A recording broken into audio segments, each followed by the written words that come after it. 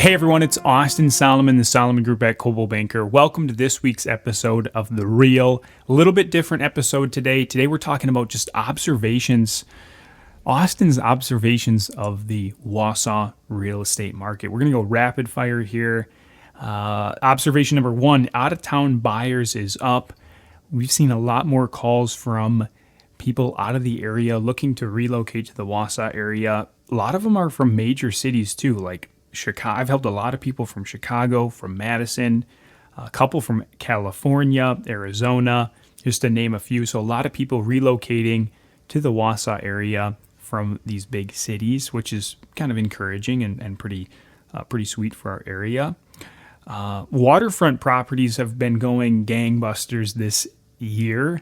In some regards, there's been very few homes. For example, on Lake Wausau, it's October now, and there's only been a handful of homes that have gone on the market on Lake Wausau this year in general, and they've, a lot of them have been doing very well. Same thing with Lake Dubay. There's a lot of demand for waterfront properties, and so those have really been hot. Northwoods has been the hottest that, I've heard from other realtors up there. I don't necessarily do a ton in the Northwoods, but I've heard that it's been the hottest properties that they've ever seen. So pools are up. Yeah, I'm going to go out on a limb here. I'm going to say that for the first time in a long time, buyers have actually added pools to their wish list. As again, my thoughts would be, with everything going on and people spending less time out and about and more time, internally and around the home, pools are actually a more of a positive thing. Where for a lot of times in Wisconsin they've been considered more of a liability than a selling point. But I'm gonna step out on a limb here and say pools, I believe, can certainly help sell a property right now. Another observation is, the more unique the home, the more important it is to move the property in a timely manner. I've sold a lot of unique properties, and one of the observations I've seen is that when a unique home is on the market for a while, over time, if it moves, like a lot of times I've seen where it either moves really quickly for a great price, or it sits on the market and everybody that looks at it, as it's on the market for 2, 3, 4, 5 months says, this is a great property. Why hasn't anyone else bought it? And then they're looking at it with a different lens. And, more so with unique properties than a normal property. So quick observation there.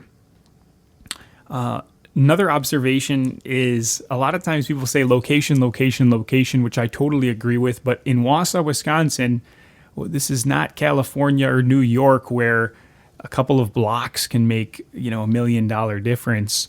A lot of times this gets tossed around where, for example, a property in Cronenwetter has a very similar sale price as a property in Weston.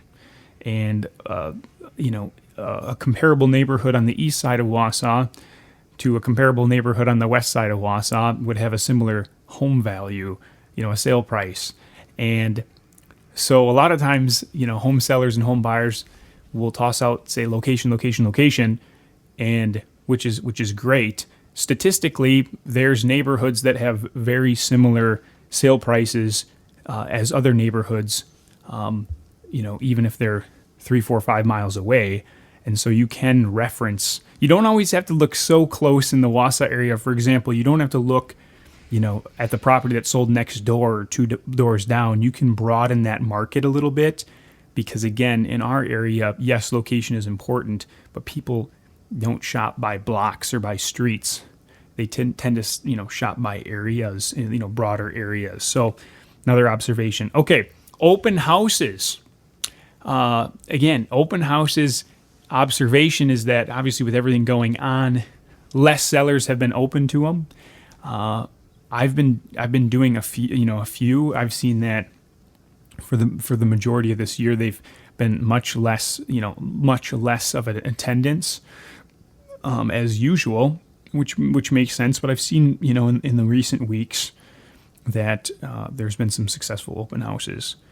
out there. But in general, they haven't been as successful. There hasn't been as many people coming, as usual. Another observation is that clean furnaces and clean water heaters sell. This sounds, again, I'm going all over the place here, but when I'm interacting, obviously I've probably shown, somewhere between 3,000 and 4,000 homes in my real estate career, and I have a fairly good sense of how old a water heater is and how old a furnace is by looking at it. And I also observe what a buyer says when they look at a furnace, and I've noticed that if a furnace is clean meaning the outside of it looks shiny, or a water heater is clean, like no rust and it appears to be shiny, then the buyer may say, oh, those look pretty new, and which may not be correct.